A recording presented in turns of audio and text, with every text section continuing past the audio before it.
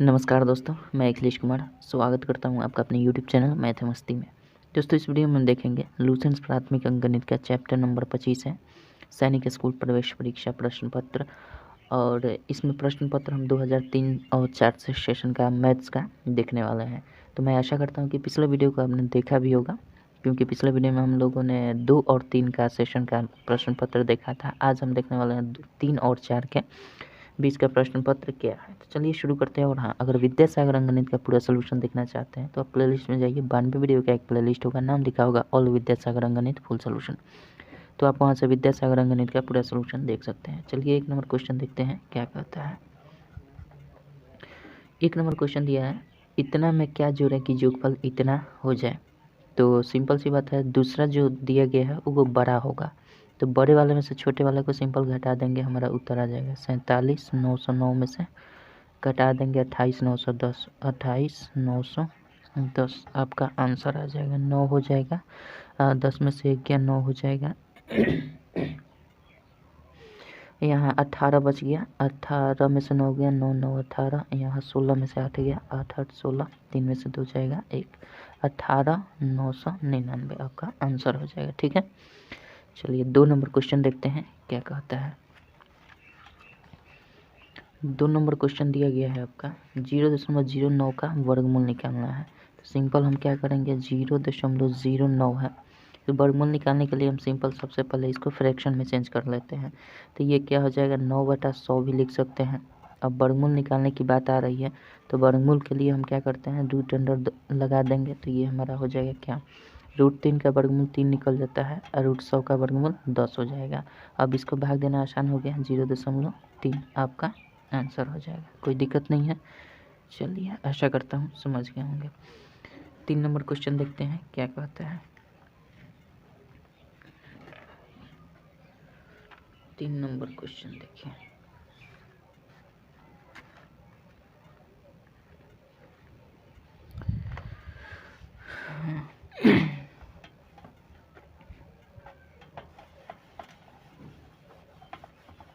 तीन number question दिया गया है आपका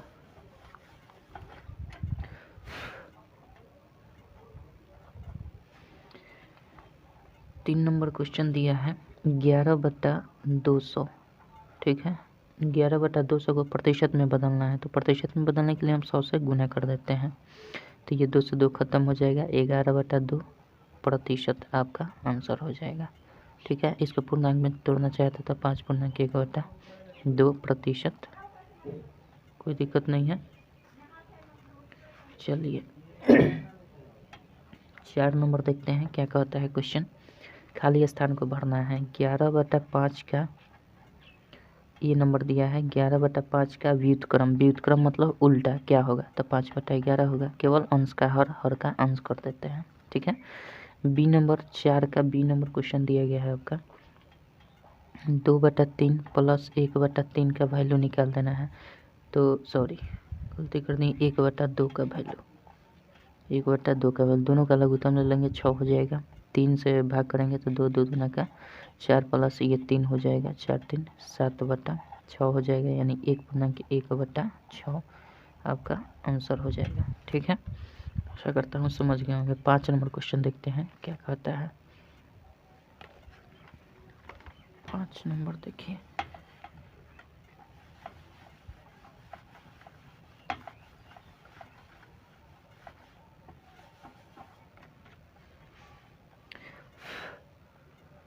पाँच नंबर क्वेश्चन दिया गया है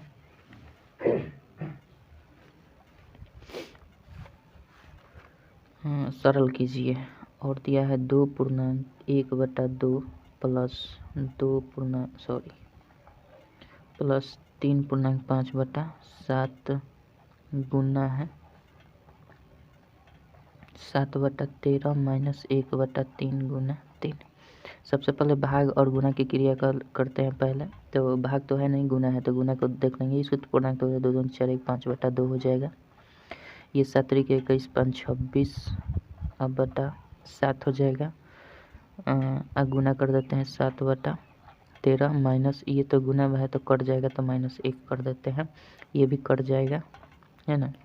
तो ये 5/2 बच गया इधर 13 दूना 26 प्लस 2 बच गया माइनस 1 बच गया। ठीक है, तो ये क्या हो जाएगा 5/2, ये घटेगा तो प्लस 1 हो जाएगा, 2 में से 1 घटेगा तो 1 हो जाएगा। फिर इसको करेंगे तो 5 प्लस 2/2 हो जाएगा, यानी 7/2 हो जाएगा। 2 3 6 1 7/2, 3 पूर्णांक 1/2 आपका आंसर हो जाएगा। कोई दिक्कत नहीं है। चलिए 6 नंबर क्वेश्चन देखते हैं क्या कहता है।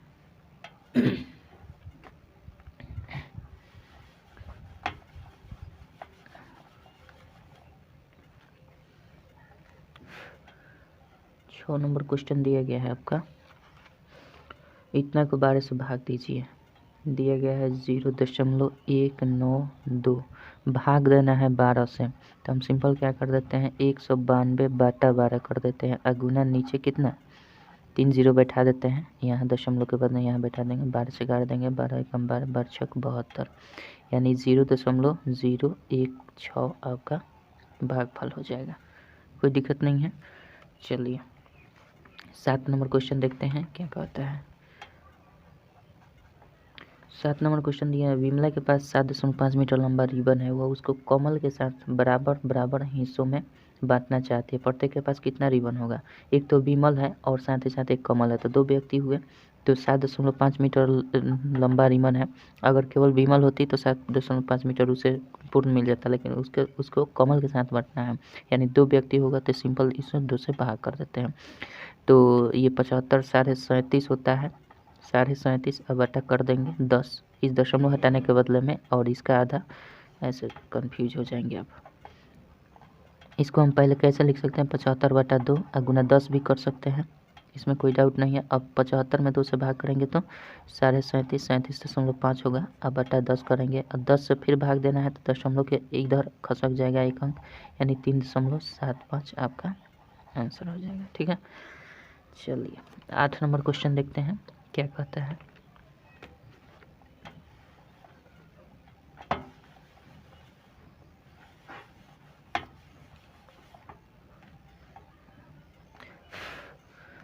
आठ नंबर देखिए,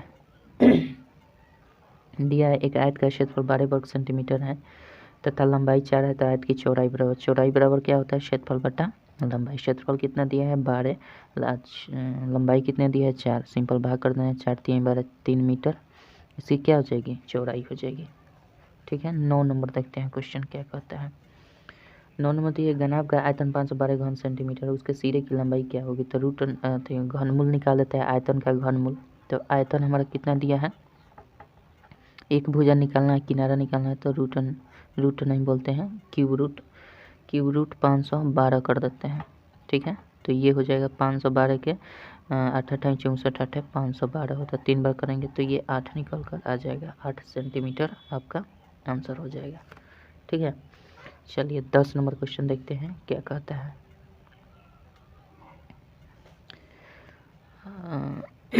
10 नंबर क्वेश्चन क्या दिया है, हटा देते हैं।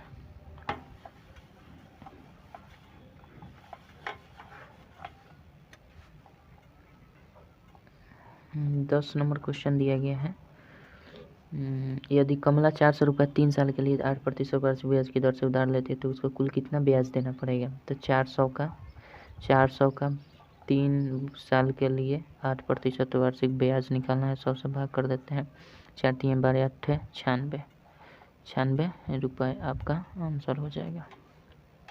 11 नंबर देखते हैं, करा एक वृत्त का क्षेत्रफल 154 वर्ग सेंटीमीटर, उसके अर्धव्यास तथा परिधि की लंबाई ज्ञात करें। तो वृत्त का क्षेत्रफल बराबर पाई आर स्क्वायर बराबर 154 दे दिया गया, तो यहाँ से आर स्क्वायर बराबर क्या हो जाएगा 154 गुना 7/22 हो जाएगा। पाई का वैल्यू यहाँ रख दिए हैं पलट कर, तो ये कर देंगे तो आपका 7 बार में कट जाएगा और 7 7 49 हो जाएगा, इसलिए आर बराबर √49 बराबर 7 सेंटीमीटर त्रिज्या हो गया। तो उसके अर्धव्यास तथा परिधि की लंबाई ज्ञात है, तो अर्धव्यास हमारा 7 निकल गया, अर्धव्यास को ही त्रिज्या बोलते हैं। अब कहता है इसकी परिधि ज्ञात करना है, परिधि 2πr होता है, तो 2 गुने 22/7, आर का मतलब 7 7 7 कर जाएगा, 22 दूना 44 सेंटीमीटर इसकी परिधि हो जाएगी। ठीक है, चलिए 12 नंबर क्वेश्चन देखते हैं क्या कहता है। 12 नंबर क्वेश्चन देखिए।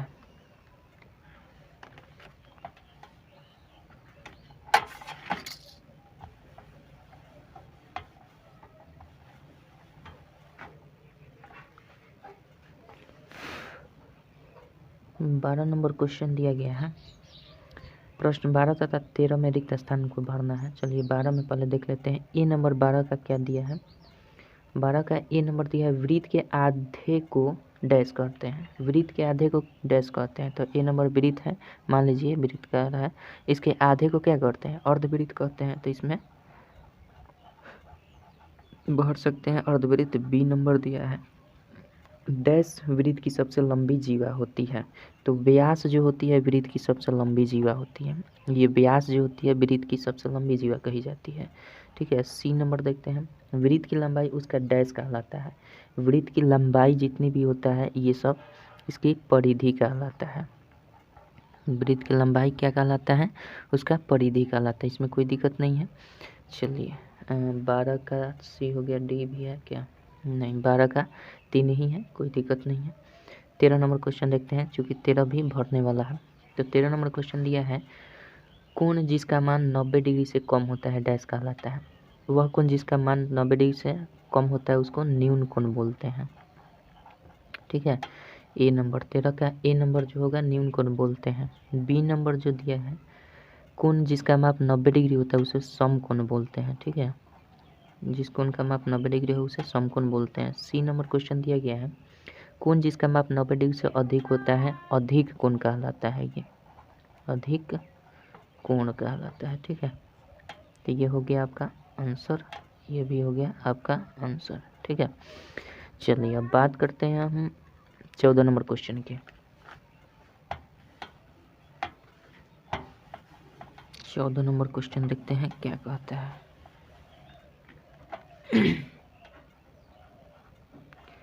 14 नंबर क्वेश्चन दिया गया है आपका 14 का ए दिया गया, एक ठोस द्वारा घेरा गया स्थान उसका डैश कहलाता है। कोई भी ठोस वस्तु है उसके द्वारा स्थान जो घेरा रहता है, जितना स्थान छेकता है उसे उसका आयतन कहते हैं। ठीक है, ज्यामिति चैप्टर में भी मैंने बताया है आपको, आयतन कहते हैं। ठीक है, चलिए बी नंबर क्वेश्चन 14 का दिया है आपका, समान आकार के ठोस तथा खाली पाइपों के आयतन क्रमशः डैश तथा डैश है।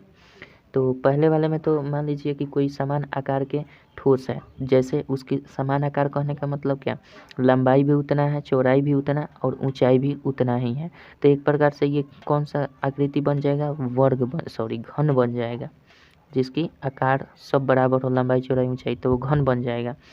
और पाइप एक बोल रहा है, तो पाइप हमेशा क्या होता है, बेलन आकार होता है, बेलन के आकार का होता है, जिसके अंदर के सतह जो होते हैं वृत्ताकार होते हैं, ये बेलन के आकार का होता है। तो इसमें दो भरने वाला दिया है, कह रहा है समान आकार के ठोस।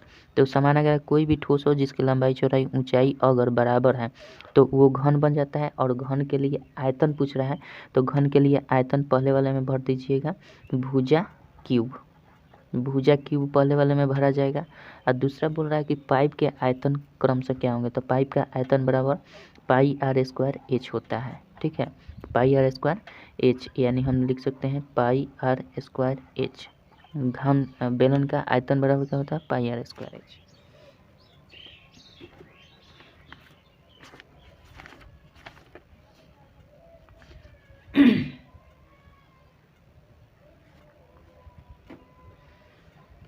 हालांकि आपके बुक में जो कुछ आंसर दिया गया है वो बिल्कुल गलत दिया गया है ना। और भरने वाला, पहली बात तो ये भरने वाला 2 दिया गया है, और ऑप्शन में आंसर जो दिया गया है केवल और केवल समान बोल रहा है। समान तो होने वाली लॉजिक ही नहीं है, क्वेश्चन के अनुसार समान होने वाला कोई लॉजिक ही नहीं है। ठीक है, चलिए सी नंबर क्वेश्चन देख लेते हैं। पहले वाले में भर दीजिए भुजा cube pi r square h. C number दिया है, उस घन का आयतन डैश होगा जिसके सिरे की लंबाई एक सेंटीमीटर। तो 1 सेंटीमीटर का भुजा का आयतन क्या होगा, 1 का क्यूब कर देंगे, उसका आयतन निकल जाएगा, तो 1 ही होगा, 1 ही सेंटीमीटर क्यूब आपका आंसर होगा। ठीक है, तो इसमें भर सकते हैं 1 सेंटीमीटर क्यूब। चलिए बात करते हैं, और ये बी नंबर जो है ऑप्शन आपका मिसप्रिंट हुआ है, या तो क्वेश्चन मिसप्रिंट है या फिर आंसर जो दिया गया वो मिसप्रिंट कहीं ना कहीं है। मेरे ख्याल से जिस तरह क्वेश्चन दिया गया उसमें भुजा क्यूब भरा जाएगा और पाई आर स्क्वायर एच भरा जाएगा। ठीक है, पाइप की जब भी बात आ जाए तो बेलनाकार पाइप होती है, इसलिए उसका आयतन भर देंगे। अब पहले में अगर समान लंबाई हो तो इसमें भुजा भर देंगे। चलिए, थोड़ा सा ये डाउटेबल क्वेश्चन था, इसलिए इस पर हम चर्चा कर दिए, बाकी आप समझ लीजिएगा। 15 नंबर क्वेश्चन देखते हैं क्या कहता है।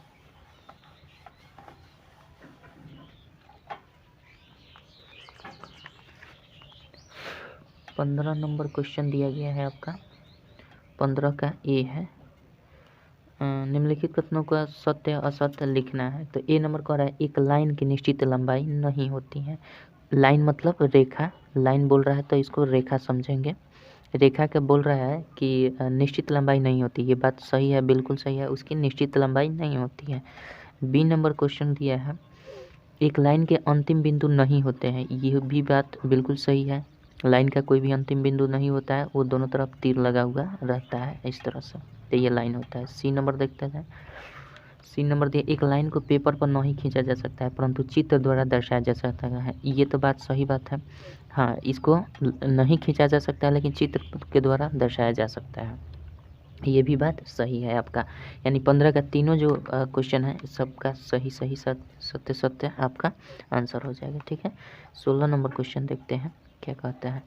16 में भी दिया है ए नंबर, क्या एक त्रिभुज में दो समकोण हो सकते हैं? कभी नहीं हो सकते हैं। एक समकोण में एक त्रिभुज में दो समकोण कभी नहीं हो सकते। एक समकोण बनाइएगा, ये दोनों ऑटोमेटिक न्यूनकोण बन जाएंगे, तो ये एक से अधिक हो ही नहीं सकते हैं समकोण, ठीक है। तो बोल रहा है कि इसमें कह रहा है क्या एक त्रिभुज में समकोण हो सकता है, तो आप लिखिएगा नहीं, असंभव है, ठीक है। बी नंबर कह रहा है क्या एक त्रिभुज में दो अधिक कोण हो सकते हैं?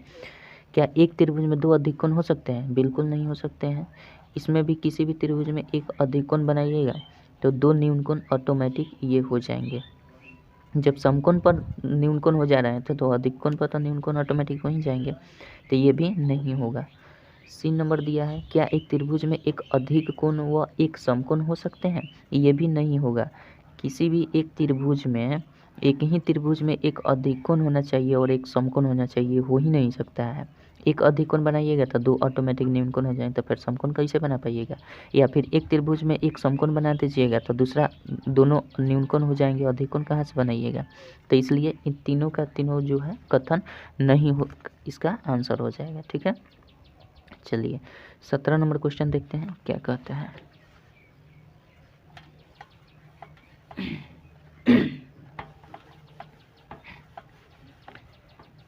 सत्रह नंबर देखते हैं।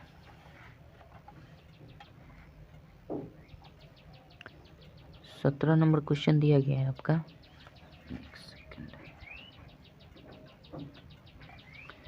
17 नंबर क्वेश्चन दिया है एक कालीन की लंबाई 5 मीटर तथा चौड़ाई 3 मीटर है। कालीन का 10 रुपये प्रति वर्ग मीटर की दर से कुल मूल्य क्या होगा? मीटर के, तो इसका क्षेत्रफल में गुना कर देंगे, सिंपल से हम कुल मूल्य निकाल लीजिए। कुल मूल्य कैसे निकालेंगे? क्षेत्रफल निकाल दीजिए 5 गुना 3, इसमें 10 से गुना कर दीजिए, आपका कुल मिलेगा 5 3 15, 150 रुपये आपका आंसर हो जाएगा, ठीक है।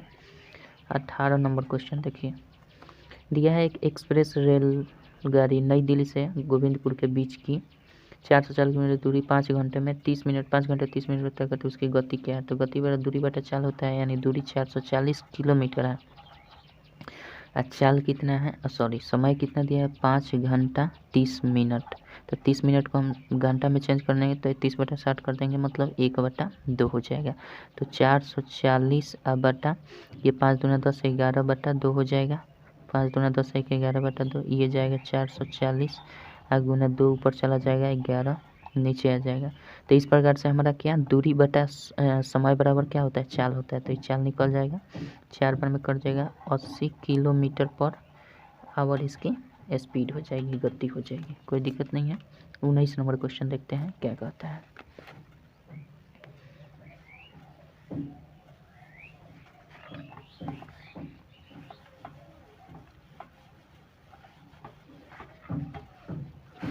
उन्नीस नंबर देखिए, दिया गया है उस वस्तु के ऊपर लाभ या हानि ज्ञात कीजिए जिसका क्रय मूल्य 140 रुपये तथा विक्रय मूल्य 160 रुपया है। तो खरीदा है भैया 140 रुपये में, बेचा है 160 रुपया में, तो जाहिर सी बात है लाभ हो रही है।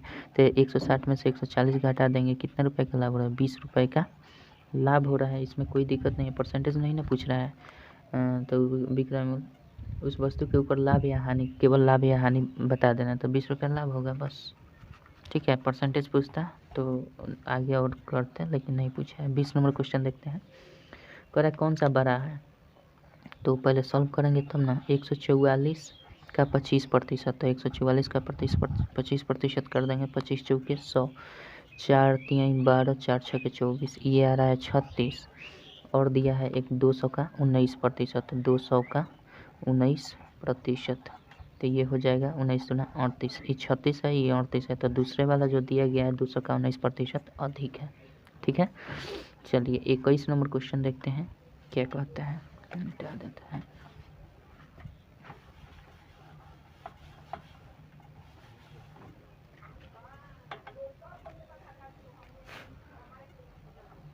इक्कीस नंबर देखिए क्वेश्चन। 21 नंबर क्वेश्चन दिया है, एक साबुन की टिकिया की लंबाई चौड़ाई ऊंचाई इतना इतना इतना है।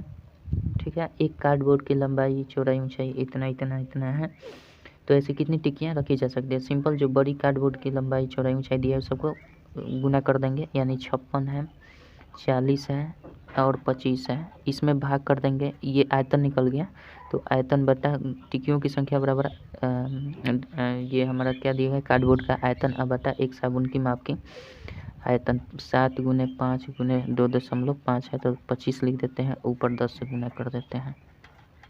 ठीक है, क्वेश्चन में आप देख लीजिए, जिस तरह से 25 से 25 खत्म हो जाएगा, 5 दूना 10 हो जाएगा, 7 8 है 56 हो जाएगा, 8 चौके 32 है दूना 64, यानी 640 साबुन की टिक्कियों की संख्या हो जाएगी। ठीक है, 22 नंबर क्वेश्चन देखते हैं क्या कहता है। चलिए 22 नंबर क्वेश्चन देखते हैं।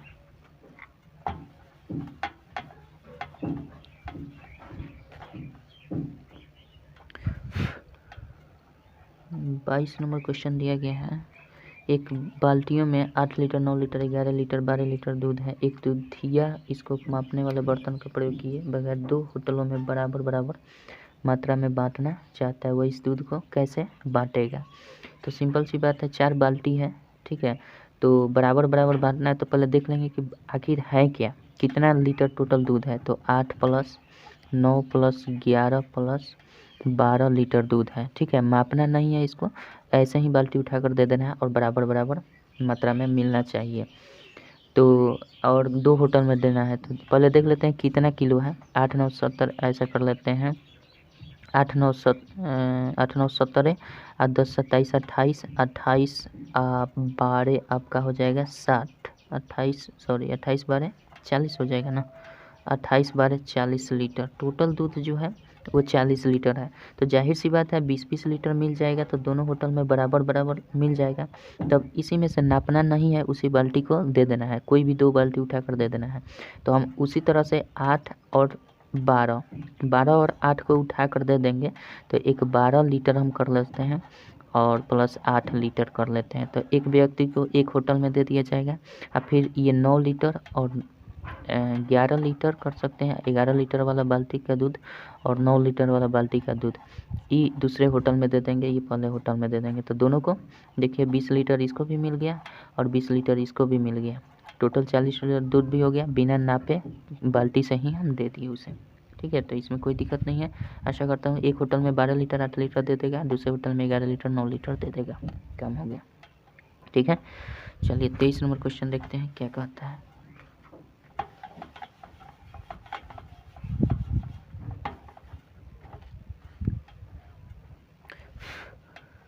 तेईस नंबर क्वेश्चन दिया गया है, एक स्कूल में 1 से 5 तक की कक्षाओं के छात्रों की संख्या इतनी है। स्कूल में प्रत्येक छात्र 10 रुपये स्कूल उत्सव के लिए देते हैं। उत्सव के लिए कुल कितना धन एकत्रित होता है। पूरे छात्रों को जोड़ देंगे और 10 से गुना कर देंगे, हमारा आंसर आ जाएगा।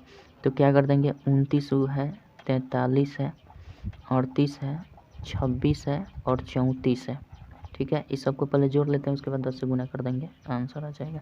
तो जोड़ेंगे तो 4 6 10 8 18 3 21 और 9 30 का 0 हासिल, 3 3 6 और 2 8 3 11 4 15 और 2 17। ठीक है, और इसमें 10 से गुना कर देंगे, तो ये 1700 टोटल रुपए में चेंज होगा। ठीक है। चलिए 24 नंबर क्वेश्चन देखते हैं क्या कहता है। 24 नंबर क्वेश्चन देखिए,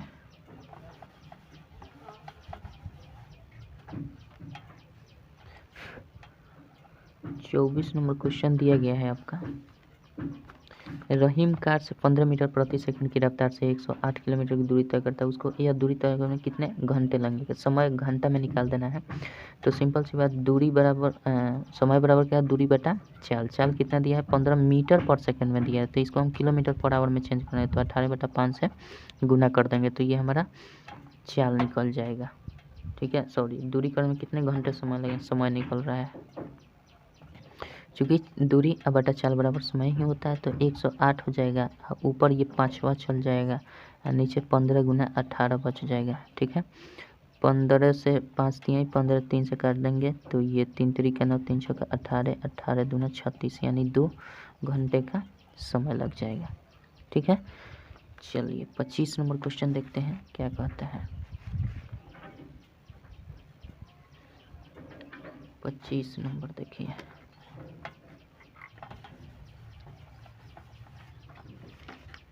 चलिए 25 नंबर देखते हैं। 25 नंबर क्वेश्चन दिया गया है आपका। रमेश अपने वेतन का 15% घर के किराए पर तथा 20% खाने पर खर्च करता है। यदि उसका मासिक वेतन 7,000 रुपये हो तो वो घर के किराए तथा खाने पर कुल कितना खर्च करता है? तो कुल खर्च कितना करता है? एक 15% करता है और दूसरा 20%। तो कुल खर्च उसका कितना हो गया? 35%। और ये टोटल कमाता है 7,000 रुपये, तो 7,000 का टोटल खर्च कितना करता है? 35%। तो 35% निकाल देंगे, ये 2 से 2 खत्म हो जाएगा। 7 × 5 = 35, 7 × 1 = 21, 3 × 24 हो जाएगा। इस पर एक 0, इतना रुपये उसके खर्च हो जाएंगे, कोई दिक्कत नहीं है, 2450 रुपया। चलिए 26 नंबर क्वेश्चन देखते हैं क्या कहता है। 26 नंबर क्वेश्चन देखिए,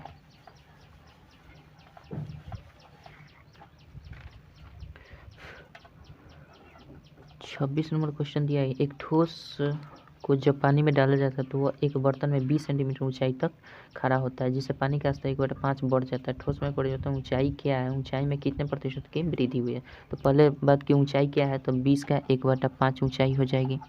20 का 1/5 हो जाएगी, यानी 4 सेंटीमीटर उसकी ऊंचाई में वृद्धि हो रही है। ठीक है, अब परसेंटेज वृद्धि कितनी हो रही है? तो सिंपल सी बात है, 4% वृद्धि हो रही है, और पहले कितना था? 20 सेंटीमीटर था, तो ये परसेंटेज में कर देंगे तो 20 बचे, 100 5 के 20% की वृद्धि हो रही है। ठीक है, चलिए 27 नंबर क्वेश्चन देखते हैं क्या कहता है। 27 नंबर देखिए,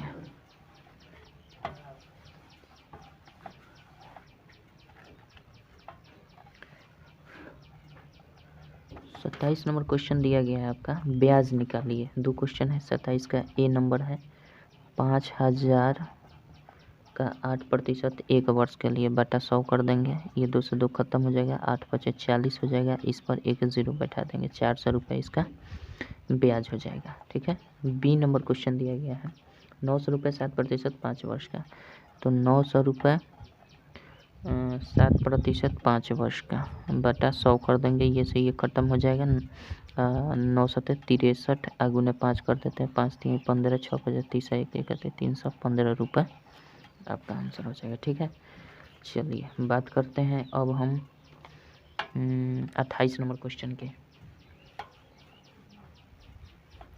28 नंबर क्वेश्चन देखते हैं।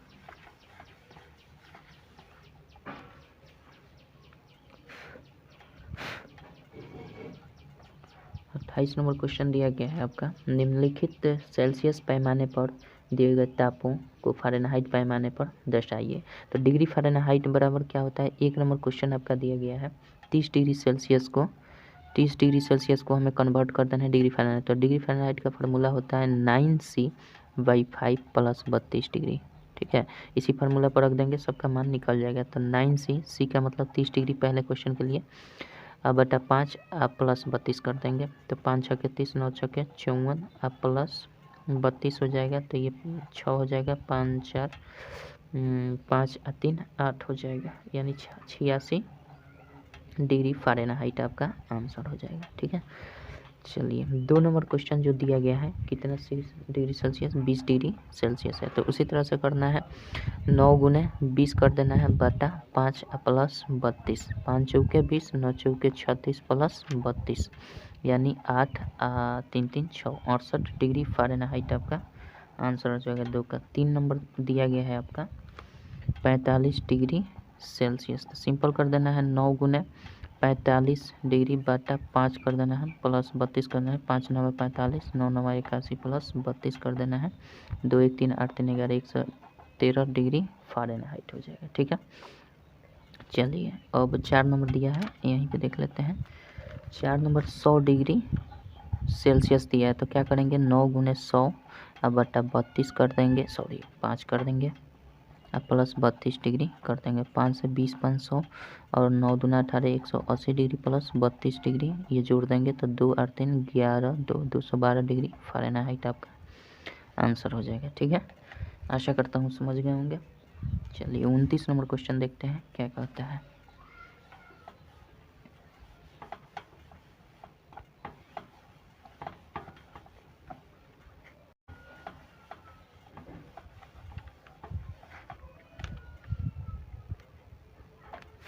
उनतीस नंबर देखिए, क्वेश्चन दिया गया है आपका कुमार ने निम्नलिखित वस्तुओं को रामा प्रोविज़न स्टोर नई दिल्ली से इतना को खरीदा। तो कह रहा है ऊपर दी गई सभी वस्तुओं का बिल तैयार कीजिए, कुमार को कुल मिलाकर कितना भुगतान करना पड़ेगा। तो बिल तैयार करना है, सिंपल ऊपर लिख दीजिएगा दुकान का नाम, यहाँ लिख सकते हैं दुकान का नाम लिख दीजिए। ठीक है, दुकान का नाम क्या है, दिया है Rama provision store, Rama provision store. ठीक है, रामा प्रोविज़न स्टोर कर देंगे, नई दिल्ली, नई दिल्ली। अब इसका कंटेंट बना देंगे, सूची बना देंगे कौन कौन सामान खरीदा है। तो पहले में एक रख दीजिए सामान क्या खरीदा है। ठीक है, उसके बाद प्रति किलोग्राम सामान का मूल्य क्या है, प्रति किलोग्राम सामान का मूल्य, सामान का मूल्य क्या है। ठीक है, उसके बाद आप लिख सकते हैं सामान कितना खरीदा है, यानी क्रय सामग्री कितना है, क्रय सामग्री कितना है, कितना सामान खरीदा गया है और कुल मूल्य कर दीजिए, कुल मूल्य। ये बिल तैयार हो जाएगा आपका। और सामान हमारा क्या क्या खरीदा है, तो पहला सामान खरीदा है चावल, तो यहाँ पे हम सूची बना देते हैं चावल। दूसरा सामान खरीदा है मूंग दाल, ठीक है, मूंग दाल। और तीसरा सामान खरीदा है आपका सरसों तेल, सरसों तेल। ठीक है, अब हम क्या कर देंगे, इसको सूची बना दिए हैं, ऐसे कर सकते हैं आप, ऐसे कर सकते हैं, फिर ये ऐसे हो सकता है, ऐसे हो सकता है, ऐसे कर दीजिए। चावल हमारा कितना खरीदा गया है भैया, चावल आपका 14 किलोग्राम खरीदा गया है, 14 केजी चावल खरीदा गया है। क्रय मूल्य सामग्री मतलब कितना खरीदा गया है, प्रति किलोग्राम सामान का मूल्य है 14 किलोग्राम प्रति मतलब किलो। क्रय सामग्री कितना हो जाएगा, 5 किलोग्राम खरीदा है चावल। ठीक है, तो टोटल कितना होगा, 14 25 70 रुपया टोटल इसकी लागत हो जाएगी। फिर 2 नंबर मूंग दाल जो है ये कै रुपये प्रति किलोग्राम है, तो 29 रुपये प्रति केजी है, 29 रुपये प्रति केजी। ऊपर तो लिख ही दिया है प्रति किलोग्राम सामान का मूल्य, तो इतना हम कर सकते हैं 29 रुपये प्रति किलोग्राम, ऐसे कर दीजिए 29 रुपये प्रति किलोग्राम। ठीक है, ये कितना खरीदा गया है, 1 किलोग्राम खरीदा गया है, तो इसका दाम कितना हो जाएगा, 29 रुपया ही होगा। अच्छा, उसके बाद सरसों तेल है, कितना खरीदा गया है ये देख लेना है, कई रुपये प्रति किलोग्राम है। तो ये है सरसों तेल आपका 58 रुपये प्रति किलोग्राम है, मतलब 1 किलोग्राम खरीदेगा 58, खरीदा कितना गया है 3 केजी। तो इसको गुना कर देंगे तो 8 तरीके 24 5 15 2 70 174 रुपये आपका हो जाएगा ये टोटल। अब हम इसका ऐड कर देंगे, ठीक है, ये कर लीजिएगा, टोटल ऐड कर देंगे तो हमारा क्या हो जाएगा, 9 4 13 हो जाएगा, 7 2 9 9 7 16 1 17 और 1 1 2 273 रुपये का टोटल इसके ने सामान खरीदा है, बाकी कुछ नहीं था इसमें, यही काम करना था। ठीक है, चलिए अब बात करते हैं 30 नंबर क्वेश्चन की, क्या कहता है। कुल राशि यहाँ भी लिख सकते हैं, कुल राशि, और इधर इंडिकेट कर सकते हैं। चलिए 30 नंबर क्वेश्चन देखते हैं क्या कहता है।